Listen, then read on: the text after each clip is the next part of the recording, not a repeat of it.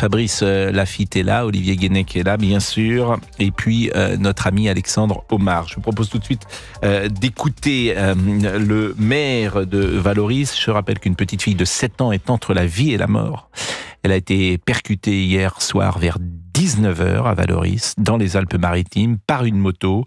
Le motard remontait une file de voitures sur une seule roue, la roue arrière, alors que la fillette traversait un passage piéton. Elle a été transportée à l'hôpital et plongé dans un coma artificiel. Son pronostic vital est engagé. Le conducteur est âgé de 19 ans. Il n'était pas positif à l'alcool et aux stupéfiants. Les habitants exprimaient depuis des semaines leur inquiétude, leur peur dans un groupe Facebook, ce fléau des rodéos urbains. Je vous propose donc d'écouter le maire de Vallauris, monsieur Kevin Luciano, qui est au micro de notre correspondant Frédéric Michel. On n'a pas affaire à un problème de route. Aujourd'hui, on a affaire à un problème de délinquance. On a affaire à un malade, à une personne qui se croit toute puissante et qui roule à tombeau ouvert dans la ville en percutant, hélas, une petite fille qui traverse. Et ça, c'est inacceptable. Donc il ne faut pas renverser les choses. Ce qui est le vrai problème, c'est le problème de la France. La femme du gendarme qui a été assassinée il y a quelques jours l'a dit. La France tue. La France tue par son laxisme. La France tue parce qu'on n'est pas assez sévère. La France tue parce qu'il y a un culte de l'impunité qui s'est installé et qu'aujourd'hui, des jeunes qui sont peut-être sans histoire, comme cet individu, peuvent se croire tout permis et penser qu'ils peuvent rouler comme des fous, penser qu'on peut agresser un policier, penser qu'on peut s'en prendre aux institutions. Et c'est ça le vrai problème. Parce que bien sûr, la route, on peut toujours faire des améliorations, on peut toujours faire des aménagements. Maintenant, le vrai problème, il est dans l'observance des lois, dans le respect des lois, et surtout dans le fait que la sanction doit inspirer la crainte. Et aujourd'hui, les délinquants n'ont plus de crainte, et c'est ce qui leur permet de passer à l'acte, et c'est ce qui leur permet de devenir de plus en plus dangereux pour toute la société.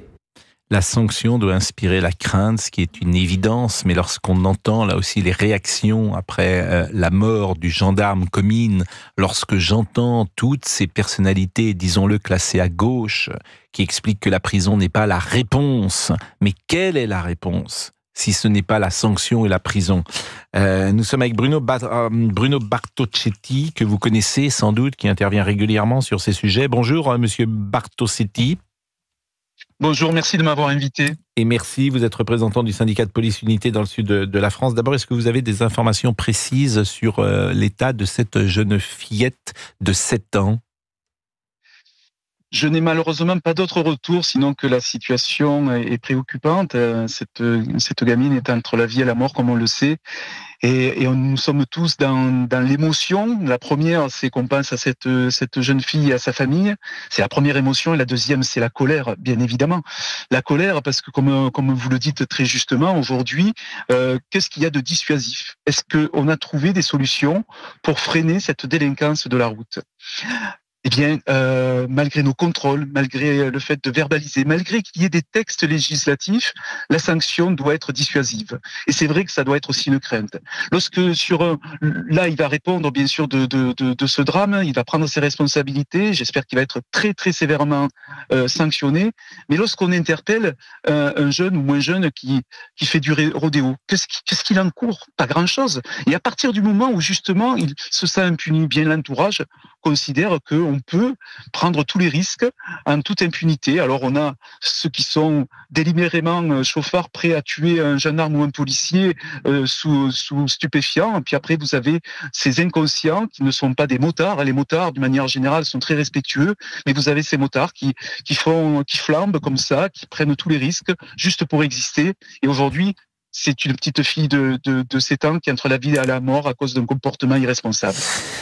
Qu'est-ce que vous souhaiteriez ? C'est-à-dire que lorsqu'il y a un rodéo urbain, alors faut définir ce qu'est précisément un rodéo urbain. Là, il remontait, si j'ai bien compris, à contresens également, si j'ai bien suivi Monsieur Bartocchetti. Il y a une interrogation de savoir si cette moto roulait à contresens ou pas.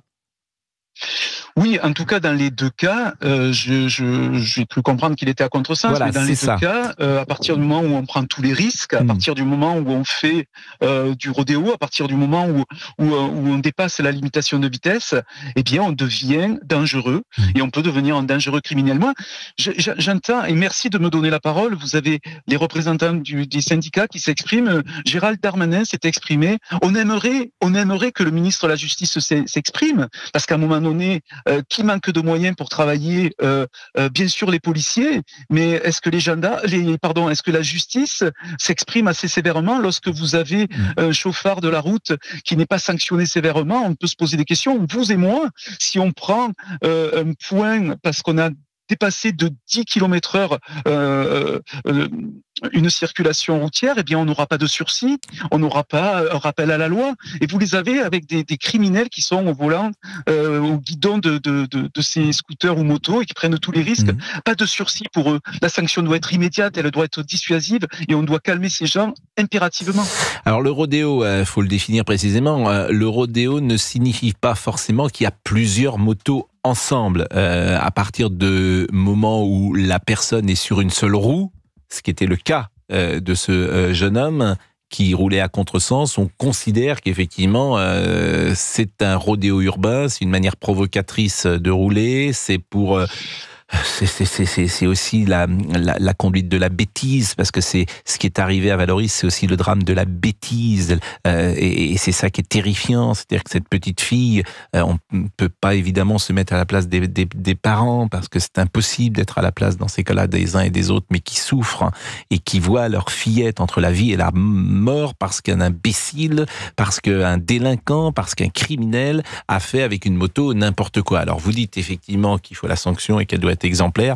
Je ne sais pas précisément d'ailleurs la sanction qui est dite lorsque quelqu'un est sur une roue et qu'il est interpellé sans gravité, bien sûr, sans blessure. J'imagine qu'on ne le met pas en prison. Évidemment, Monsieur Bartosetti, je ne sais pas quoi faire devant cette société, parfois tellement elle devient bête et inquiétante. Je ne sais pas ce qu'il faut faire. Qu'est-ce qu'il faut faire? Est-ce qu'il faut une sanction exemplaire sur les rodéos? Je n'en sais rien, Monsieur Bartosetti. Je le pense. En tout cas, on ne doit pas écarter la sanction. Et à partir du moment où, dans un rodéo, lorsqu'on interpelle un conducteur qui n'a blessé personne, le plafond c'est 1 an de prison et 15 000 € d'amende. Mais c'est jamais appliqué à ce tarif-là. Et même ça, ça peut paraître insuffisant. Bien évidemment que la prison, pour certains idéalistes, ce n'est pas la réponse. Mais quelle société peut fonctionner sans sanction aujourd'hui? On a banalisé la sanction. On a toujours trouvé des excuses à ceux qui prenaient des risques. Alors je fais la différence entre, comme vous l'avez souligné, la conduite de la bêtise et ceux qui foncent délibérément sur un gendarme ou sur un policier. Mais dans les deux cas, le résultat il est reconnu comment? Il est reconnu avec un drame et parfois des décès. Mais lorsqu'il n'y a pas de décès, est-ce que pour autant on doit partir sur un rappel à la loi? Donc bien sûr qu'il y a tout un système éducatif à mettre en place. Bien sûr qu'on doit bien faire comprendre à ceux qui prennent des risques. Vous avez des stages pour ceux qui perdent leurs 12 points sur leur permis. Est-ce que ces stages-là sont mis en place lorsqu'on sanctionne avec sursis un délinquant de la route qui a fait du rodéo? Je ne suis pas sûr. Donc, il y a quand même 2 poids 2 mesures. Ça veut dire qu'on peut être sévère aujourd'hui avec l'automobiliste qui dépasse de 10 km/h sa circulation pour aller au travail. On peut être sévère, sans sursis, sans faire de détails. Et puis après, on va réfléchir pour sanctionner des voyous, enfin, ou des délinquants de la route. Merci. Franchement, il y a de quoi s'interroger. Bruno Bartosetti, représentant du syndicat de police unité dans le sud de la France. Je vous remercie grandement d'être intervenu sur l'antenne d'Europe 1. On va marquer une pause. Et tout de suite après, nous allons être avec un habitant de Vallauris. J'ai dit Vallauris, mais ça doit être Vallauris-Golfe-Juan, qui est la dénomination exacte de cette ville. Je vous rappelle, si vous arrivez sur l'antenne d'Europe 1 à l'instant, qu'une petite fille de 7 ans est entre la vie et la mort. Elle a été percutée hier soir vers 19h dans les Alpes-Maritimes par une moto.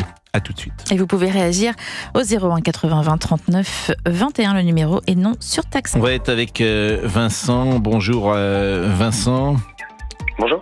Et merci d'être avec nous. Vous habitez Valoris, vous avez 2 enfants qui ont 11 et 17 ans et vous habitez à côté du lieu où le drame s'est produit hier soir et vos enfants empruntent régulièrement cette route. Il y a eu, dites-vous, des accidents déjà sur cette route. Est-ce que vous pouvez nous décrire précisément cette route où cette fillette a été percutée hier ?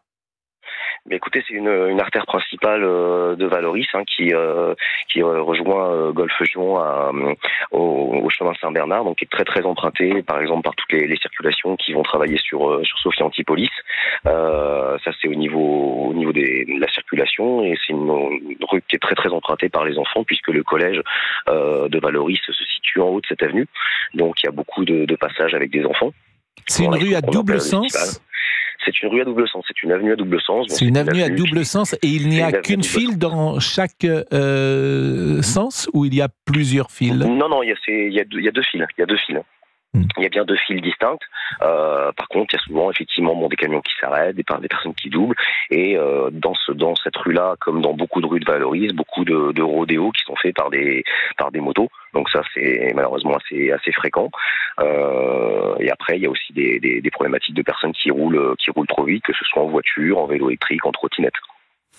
Est-ce que vous savez si cette moto remontait à contresens ? C'est ça que je n'arrive pas précisément à savoir. J'ai eu des informations contradictoires. Non, ça, je ne sais pas. Par rapport à ça, je ne sais pas. J'étais pas présent sur les lieux au moment du drame. Donc ça, je pourrais pas vous donner cette information.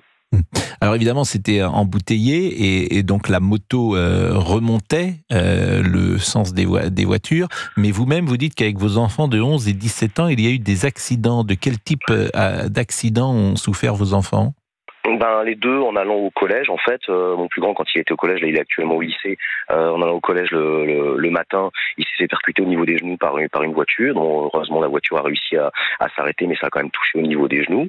Donc il a été quand même relativement traumatisé. Et puis plus récemment, en début d'année scolaire, mon plus jeune qui est rentré en 6e, qui s'est fait percuter par un vélo électrique, en fait, qui remontait cette avenue-là un jour de pluie et qui est passé à l'orange et qui a pas su s'arrêter. Il a glissé sur les bandes blanches de passage piéton, et donc là par contre le petit a été un peu projeté au sol. Il a fini quand même à l'hôpital, heureusement sans fracture, mais ça a été quand même assez violent, un choc assez violent. Mais quand vous dites qu'il y a régulièrement des rodéos urbains, qu'est-ce que vous entendez par là ? C'est-à-dire que lorsque vous emmenez vos enfants, ils vont au collège, vous les amenez à l'école en voiture, ou ils habitent tout près du collège et ils peuvent aller à pied ? Non, ils peuvent y aller à pied, puisqu'en fait, le collège est à peu près à 300-400 mètres. Donc moi, j'habite une rue qui est perpendiculaire à l'avenue du Tapis Vert. Donc ils ont juste une petite partie de ma rue à descendre, puis à remonter cette artère principale pour monter jusqu'au collège. Mais à chaque fois, les passages piétons, il y a un feu au niveau de la pharmacie, et sinon il n'y a pas d'autre feu sur toute cette avenue-là. Il n'y a pas de ralentisseur ou autre chose comme ça. Donc le matin, en fonction des heures de pointe, parfois ça roule pas. Donc effectivement, les motos peuvent remonter les fils de manière un peu rapide. Et puis après, quand c'est plutôt la nuit et que la circulation est moins dense, il y a effectivement des chauffards ou des rodéos qui se baladent, quoi. Donc l'avenue où hier le drame a eu lieu, c'est l'avenue du Tapis Vert, dites-vous, c'est bien cela ? Tout à fait, l'avenue du Tapis Vert. Ouais. Du Tapis Vert. Donc ces motos, lorsqu'elles font des rodéos, vous avez déjà vu des policiers qui contrevenaient à cela, qui étaient présents pour faire la police ? Alors je pense que oui, je pense que les forces de l'ordre font ce qu'ils peuvent par rapport à ça, mais c'est vrai que c'est très récurrent, effectivement, que ce soit sur cette artère-là ou dans différentes rues de Valoris, où souvent les motos font des rodéos en tournant autour de la ville. Moi, parfois dans la rue qui est perpendiculaire à l'avenue du Tapis Vert, j'habite au 5e étage, et on peut pas parler sur la terrasse parce qu'ils font du bruit. Ils sont là en train de faire du rodéo, de monter, de descendre, et puis de faire le cirque, en fait. Non, mais c'est juste évidemment insupportable. Vous êtes né à Valoris, vous êtes né dans la région, Vincent ? Non, pas du tout. Enfin, je suis de Grasse. Bon, et ça fait combien de temps que vous habitez à Valoris ? J'habitais à Valoris depuis 2011. Bon, et vous trouvez que la situation a changé de ce point de vue-là ces dernières années ? Je pense pas vraiment qu'elle ait changé. J'ai plus ou moins toujours connu ça. Enfin, ça fait des années que le problème, effectivement, des rodéos, je sais pas si elle a empiré ou pas, je saurais pas vous dire, mais c'est pas nouveau, en fait. c'est pas nouveau. Ça paraît toujours incroyable qu'on n'arrive pas effectivement à empêcher ce type de rodéo qui pollue la vie des uns et des autres, ces incivilités par le bruit parfois, et puis là avec un événement dramatique. J'imagine que le maire prend la parole sur ces sujets-là très régulièrement. Peut-être l'avez-vous rencontré, peut-être avez-vous rencontré des élus, et peut-être que dans le quartier, les gens se manifestent et vont régulièrement se plaindre. Oui, je pense que de toute manière, la municipalité, les forces de l'ordre et même tous les habitants sont alignés et font leur maximum pour que la situation change. Mais après, je ne sais pas exactement ce qui pourrait être mis en place. Il y a peut-être aussi une resynchronisation des feux rouges aussi entre les rues perpendiculaires et cette avenue qui sont peut-être pas suffisamment bien réglées parce que ça passe un petit peu trop vite de l'un à l'autre. Mais je pense qu'effectivement, oui, il y a pas d'inaction, je pense, par rapport à ça. Mais bon, mis à part les nuisances sonores qui peuvent être vraiment dérangeantes, là, on parle quand même de drame humain, quoi. Écoutez, Vincent, j'entends votre témoignage et je pense également à cette fillette de 7 ans percutée lors d'un rodéo urbain qui est placée, je le rappelle, dans un coma artificiel. Elle a été renversée par une moto sur un passage piéton, vous vous rendez compte, alors que le pilote remontait une file de voitures à grande vitesse et il était sur une roue. Et son pronostic vital est engagé. C'est une fillette, elle a été blessée, c'était hier soir à Valoris-Golfe-Juan, dans les Alpes-Maritimes.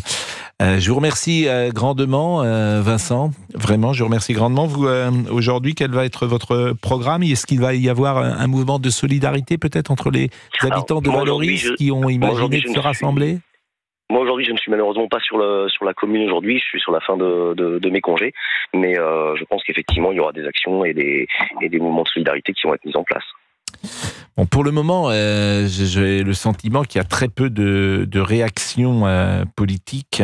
Je ne sais pas si le ministre de l'Intérieur ira sur place ou se déplacera jusqu'à Valoris pour parler de cette situation qui est compliquée, ces rodéos urbains. Pourquoi c'est compliqué? Parce que dans l'échelle des nuisances, ce n'est pas l'échelle la plus haute.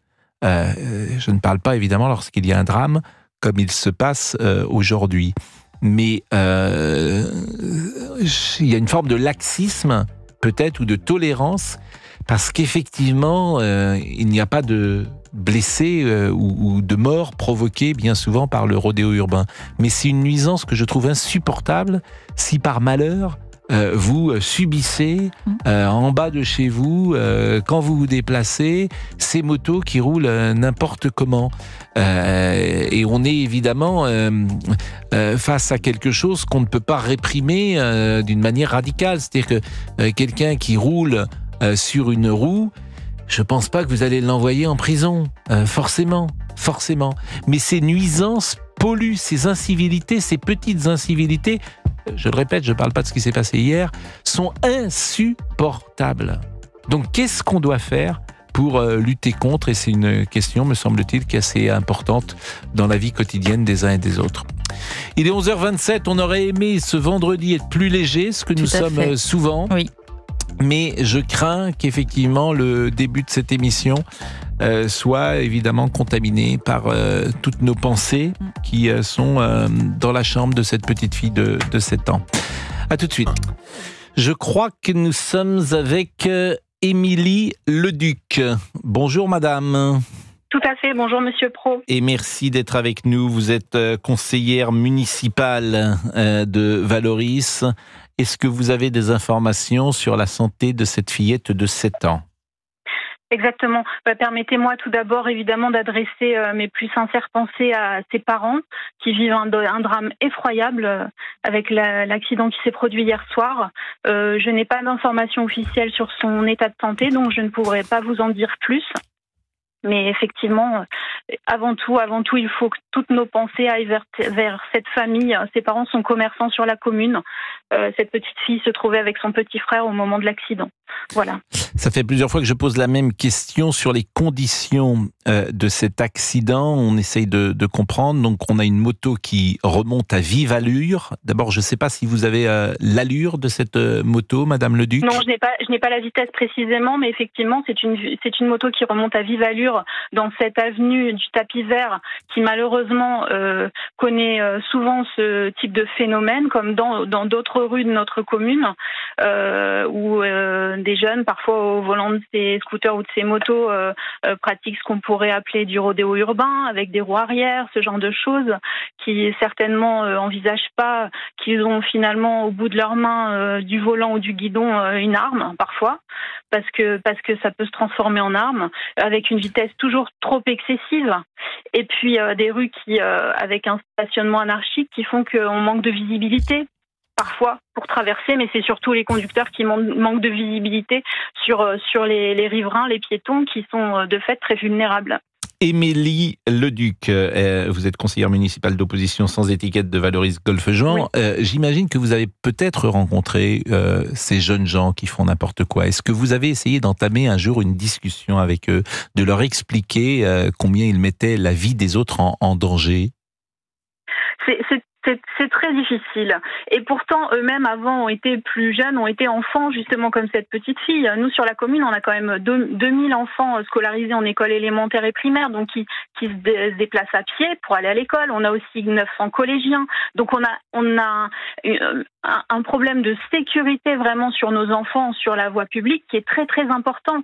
Et cette espèce effectivement, d'inconscience totale, hein, il y a pas d'autre mot, est compliqué à combattre. Alors, je pense qu'au-delà de certainement une forme de pédagogie, une forme de démarche auprès de ces populations jeunes qui parfois. Mais vous avez échangé parfois avec eux, vous avez fait des sessions, vous les avez convoqués, pourquoi pas, dans des salles de la mairie pour échanger ensemble. Il y a 25 000 habitants à peu près à Valoris. Oui, presque 30 000 même, tout à fait. Non, rien n'a été mis en place en ce sens. Est-ce qu'il faudrait évidemment trouver des solutions, une sorte de sensibilisation à ces jeunes gens? Je trouve ça tellement incroyable d'ailleurs que la vie est déjà suffisamment rude. Il y a déjà des possibilités d'avoir des accidents dans de multiples conditions. Mais là, ça peut être évité évidemment ce genre de choses demain. Avec une éducation, avec de la parole, avec des sanctions, bien sûr, sans doute, mais je suis étonné peut-être qu'il n'y ait pas eu un mouvement de sensibilisation si vous me dites que c'est fréquent dans la commune. Oui, c'est un problème fréquent. On a même déjà eu un accident il y a 3 ou 4 ans sur cette même avenue. Et pareil, la petite victime qui, fort heureusement, sans trop de gravité, avait été fauchée de la même façon. Et de toute façon, il y a deux voies d'action. À la fois la prévention, la discussion, comme vous l'évoquez, avec ces jeunes. Et puis, par ailleurs, une sécurisation des routes. Certainement aussi une plus grande fermeté malgré tout. On ne peut pas toujours se renvoyer la balle en termes de responsabilité. Il faut une fermeté, il faut une sécurisation. Il y a des centres-villes qui installent beaucoup de chicanes, beaucoup de systèmes pour vraiment faire ralentir, obliger les automobilistes et les conducteurs de 2 roues à vraiment ralentir parce qu'ils n'ont pas d'autre choix. Et c'est vraiment une voie vers laquelle il faut s'engager.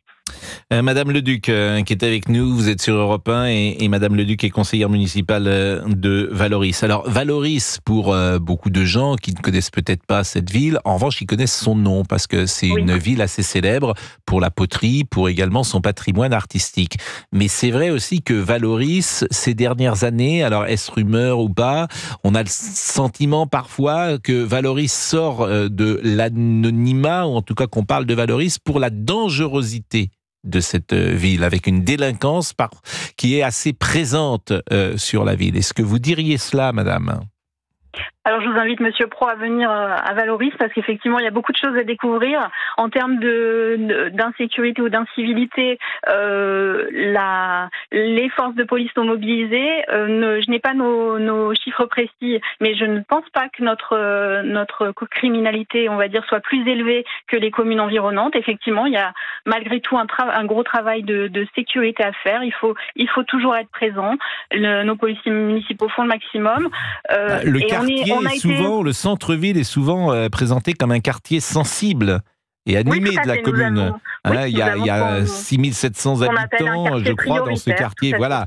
Et il y a des jeunes, qui sont plutôt locataires de leur logement d'ailleurs, avec des petits revenus. Donc il y a un chômage élevé. On voit bien les conditions, si vous voulez, qui parfois conduisent aussi, conditions sociales qui non pas justifient d'ailleurs, ni même excusent, mais qui sont présentes c'est un cocktail qui est souvent présent dans la délinquance et dans l'insécurité.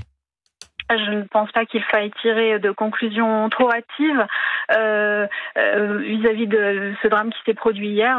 Je ne sais pas si les rodéos urbains sont plus nombreux chez nous qu'ailleurs. Je pense que beaucoup de villes sont touchées. En tout cas, ce qui est une réalité, c'est que Valoris est touché et qu'il faut absolument enrayer ce phénomène pour qu'il n'y ait plus de drames qui se produisent. J'ai envie de rebondir aussi sur le drame qui s'est passé à nos portes. À Mougins, c'est la commune d'à côté en début de semaine, du gendarme commun, évidemment, avec à nouveau un drame routier qui est lié à ces incivilités, cette insécurité routière, y compris pour nous, là, en cœur de ville, et ce n'est pas acceptable.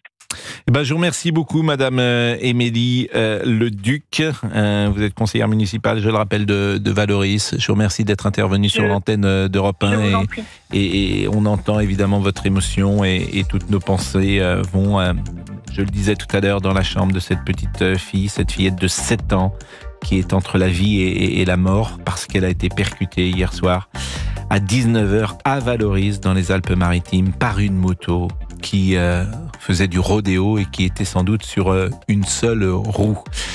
À tout de suite. Vous écoutez Europe 1, Pascal Prévost. On va voir à présent un témoignage de Philippe. Bonjour Philippe. Bonjour monsieur. Et merci d'être avec nous. Philippe, c'est un témoignage particulier que vous allez nous donner puisque hier soir, vous étiez sur place lorsque cette... Oui, c'est moi qui je me suis arrêté pour laisser passer les enfants. C'est-à-dire que vous rouliez au moment où cette fillette a traversé la rue et avec votre voiture, vous vous êtes arrêté pour laisser passer les enfants. C'est-à-dire qu'il y avait plusieurs enfants ? En fait, il y avait son grand frère. Enfin, quand je dis grand frère, il devait avoir 8-9 ans et la petite fille qui devait avoir 6-7 ans.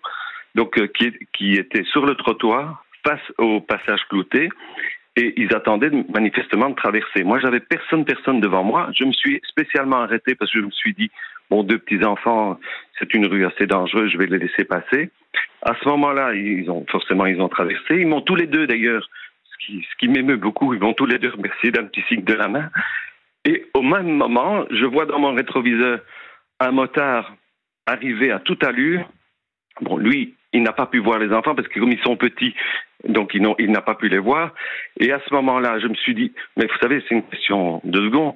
Je me suis dit, j'espère qu'il va pouvoir l'éviter. Et malheureusement, il est rentré de plein fouet sur la petite fille qui était projetée à une 15aine de mètres, je pense, juste devant le domicile de ses parents. Et cette moto était à votre droite ou à votre gauche ?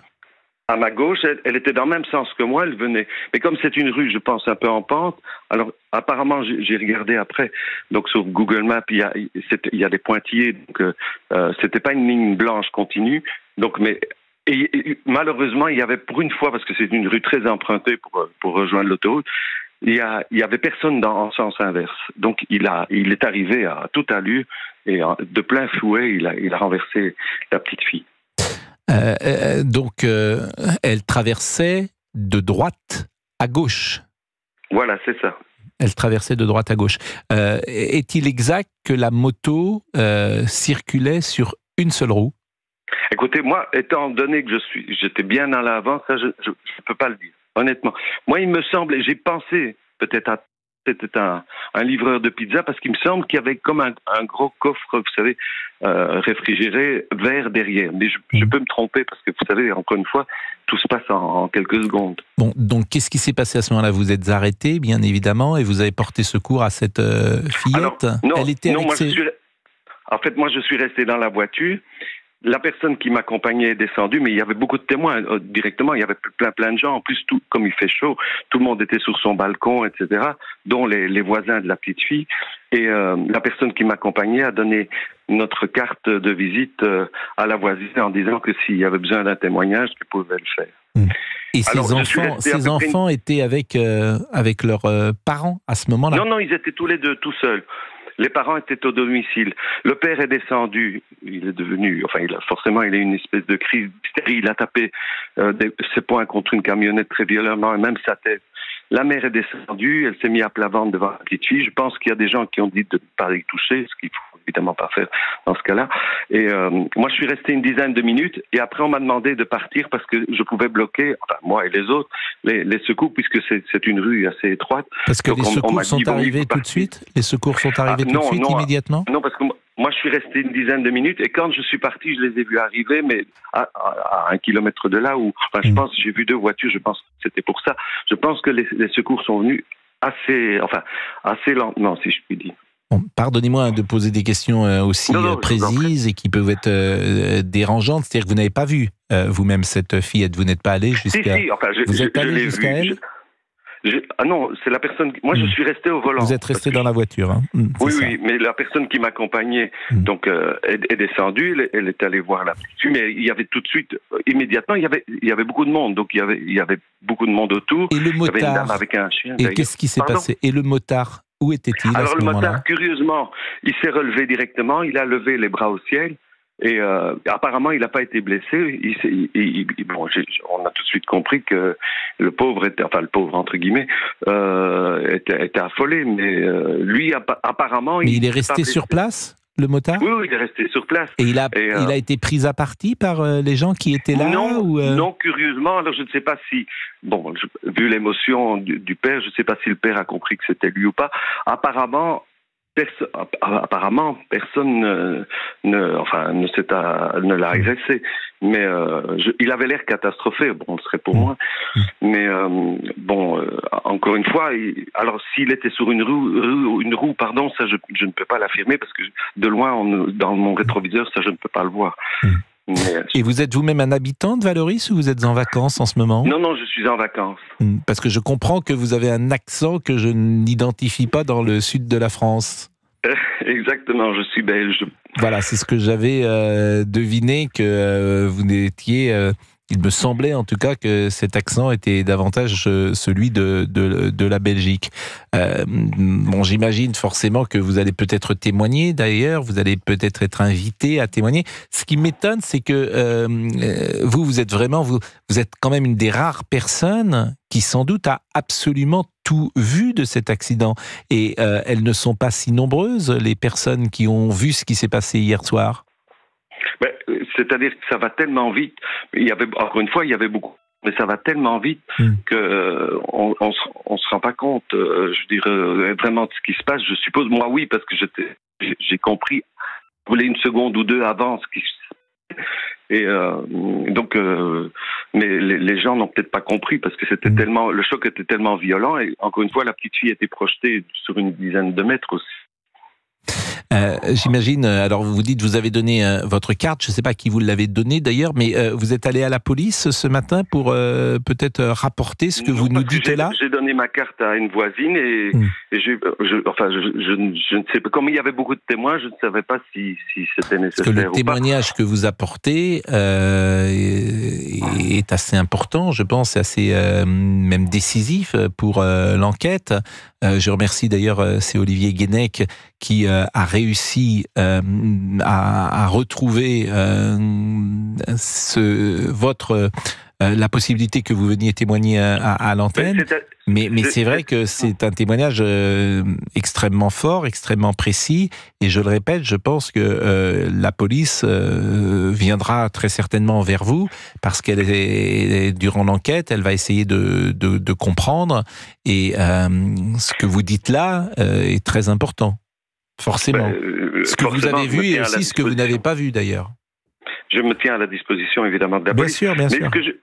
Ce que je voulais vous dire quand même, parce vous que restez combien de temps à Valoris moi, je suis à Cannes, mais donc mais vous êtes en vacances pendant combien de temps? Jusqu'au 5 septembre. Bon, vous avez souhaité qu'on respecte votre anonymat, d'ailleurs, Philippe, donc je le dis aussi aux auditeurs, qui sont peut-être surpris comme moi, d'ailleurs, de la force de ce témoignage. Vous vouliez rajouter quelque chose, Philippe? Oui, ce que je voulais vous dire, c'est que mes parents habitent dans le Midi, donc je viens régulièrement. Donc, si vous voulez, j'habite Paris, donc je peux quand même comparer. Dans le Midi, il y a un gros problème avec les motards. Et figurez-vous que 10 minutes avant, je m'étais fait insulter par un motard, une femme d'ailleurs. Je ne sais pas si je peux dire à l'antenne, mais elle m'a traité de grand-mère trou du cul 10 minutes avant parce qu'elle ne pouvait pas passer, alors que c'était une rue étroite. Et il y a une grande violence. Il y a souvent des rodéos urbains sur une roue. D'ailleurs, j'ai eu le cas devant la gare de Cannes il y a 2 ans, et le garçon est d'ailleurs tombé. Il s'était mis sur une roue. Mais il y a une agressivité de la part des motards. Il fait chaud, il y a une surpopulation, et si vous voulez, les motards, comme ils se faufilent partout, il y a une agressivité vis-à-vis des automobilistes assez incroyable quand même. Et je ne retrouve pas ça dans d'autres régions de France. Là, j'étais à La Baule il y a quelque temps.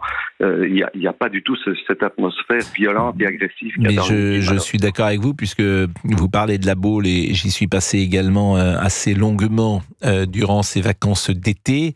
Je ne peux pas dire que je n'ai pas vu un rodéo urbain, ni sur ce qu'on appelle le remblai de La Baule, qui est un grand espace de circulation, et ni dans les villes, ni dans les rues de la ville.